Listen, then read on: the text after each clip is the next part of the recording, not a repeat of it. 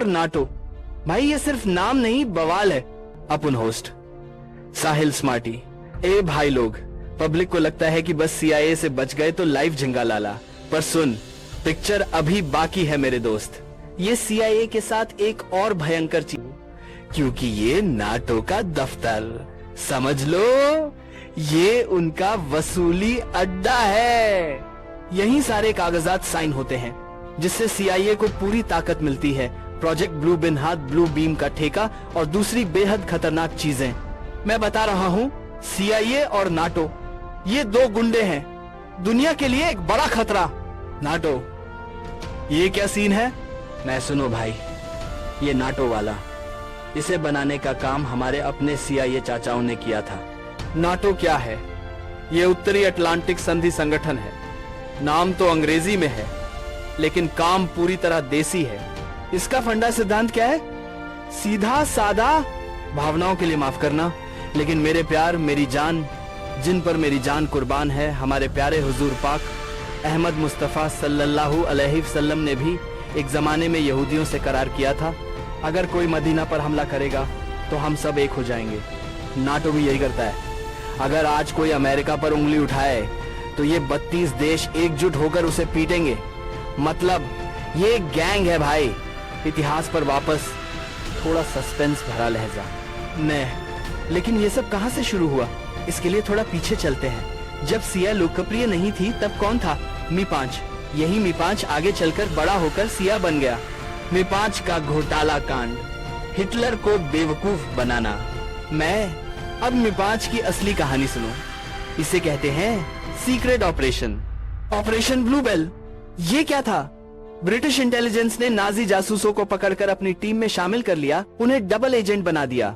उन्होंने हिटलर को ऐसी झूठी खबरें दी, पूछो ही मत। झूठ। उन्होंने हिटलर को मॉस्को पर हमला न करने बल्कि यूक्रेन और तेल की ओर बढ़ने के लिए राजी किया। नतीजा, हिटलर देर से पहुंचा। जब तक वो मॉस्को पहुंचा, रूसी सर्दी ठंड बाबा आ गई, सेना जम गई। नुकसान भाई, 3 करोड़ लोग मारे गए। सिया ने ऐसा नहीं किया, बल्कि जासूसी खुफियागिरी ने किया। मैं तुम्हें बता रहा हूं, ये दिमाग का खेल है। CIA की रिकवरी, सोना और कर्ज का जाल। मैं अब अमेरिका की एंट्री। CIA का नया काम क्या था?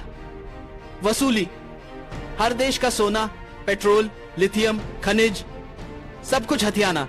तकनीकी परिदृश्य, उन्होंने जर्मनी के सभी बड़े वैज्ञानिकों को इकट्ठा किया और उन्हें अमेरिका में भर दिया। इससे इजराइल को भारी समर्थन मिला। ये सब क्या है? नाटो प्लस CIA का गैंगस्टरवाद। मेरा संदेश भाई, आज जो देश नाटो में है वो दज्जाल के फितना मुकदमे में है। 32 देशों की कर्ज की स्थिति। मैं देखो, इन 32 देशों ने अमेरिका और इजराइल का साथ दिया और बदले में उन्हें क्या मिला? कर्ज। उन्होंने सब कुछ छोड़ दिया, लेकिन आज भी वे सभी इस कर्ज के जाल में फंसे हुए हैं। देश का कर्ज उजड़ी, देश का कर्ज उजड़ी। संयुक्त राज्य अमेरिका SS 34 ट्रिलियन से ज्यादा, जर्मनी 2.8, 2.9 ट्रिलियन, यूनाइटेड किंगडम उक 3.4, 3.5 trillion, France 3.3, 3.4 trillion, Italy 3.2, 3.3 trillion, Canada 2.3, 2.4 trillion, और बाकी सभी भी अरबों में डूबे हुए हैं। मैं उनकी GDP व्यवस्था इजराइल ने खा ली है, और ये वीडियो बनने के समय का डेटा है भाई। ये ब्याज इतना बढ़ रहा है कि देश ढह रहे हैं कोलैप्स। अंतिम चेतावनी, शरीर पर नियंत्रण। मैं ये लोग अभी भी संतुष्ट नहीं हैं। अब ये हर इंसान पर नियंत्रण चाहते हैं। इसके लिए ये नई विश्व व्यवस्था लाएंगे। हाथ में चिप लगा लो या दिमाग में सेंसर। सच, आपके पैसे डॉलर पर उनका पूरा कब्जा है, लेकिन आपका शरीर उनका गुलाम नहीं है। वे चाहते हैं कि आपका शरीर उनके हिसाब से चले, ठीक वैसे ही जैसे उन्होंने आपको कर्ज में फंसाया था। अरे जनता, यही तुम्हारा मौका है, जागो, वरना अंधेरा तो पहले ही छा चुका है। कर्ज का पैमाना और बोझ। कुल कर्ज 32 देशों पर लगभग 59 ट्रिलियन खरब का कर्ज है, जो उनकी कुल GDP 48.5 ट्रिलियन से ज्यादा है। सबसे ज्यादा कर्ज, इस कर्ज का आधे से ज्यादा हिस्सा संयुक्त राज्य अमेरिका INS 34 ट्रिलियन का है।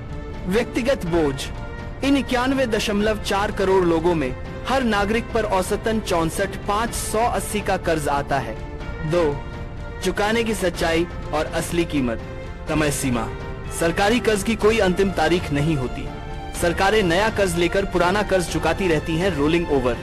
असली बोझ कर्ज की असली कीमत ब्याज है। इस पर खर्च होने वाला पैसा स्वास्थ्य, शिक्षा और विकास जैसे जरूरी कामों से कट जाता है, जिससे नागरिकों को नुकसान होता है। निष्कर्ष ये देश कर्ज को चुका नहीं रहे हैं, बल्कि इसे व्यवस्थित मैनेज कर रहे हैं। जब तक कमाई GDP बढ़ती है तब तक यह चलता रहता है। 3. कर्ज संकट के खतरे और उदाहरण। कर्ज तब खतरा बनता है जब देश इसे व्यवस्थित करने की क्षमता खो देता है। खतरा मतलब उदाहरण, उच्च कर्ज GDP कर्ज कमाई के 120% से ज्यादा हो जाए। ग्रीस 160-170 जो 2010 में डिफॉल्ट के कगार पर पहुंच गया था। ब्याज का बोझ सरकार की कमाई का बड़ा हिस्सा सिर्फ ब्याज चुकाने में चला जाए। इटली 135-140% जो यूरोपीय संघ में सबसे ज्यादा जोखिम वाले देशों में से एक है। बाजार से बाहर देश को पुराना कर्ज चुकाने के लिए नया कर्ज मिलना बंद हो जाए डिफॉल्ट। यह किसी भी देश के लिए अंतिम चेतावनी है।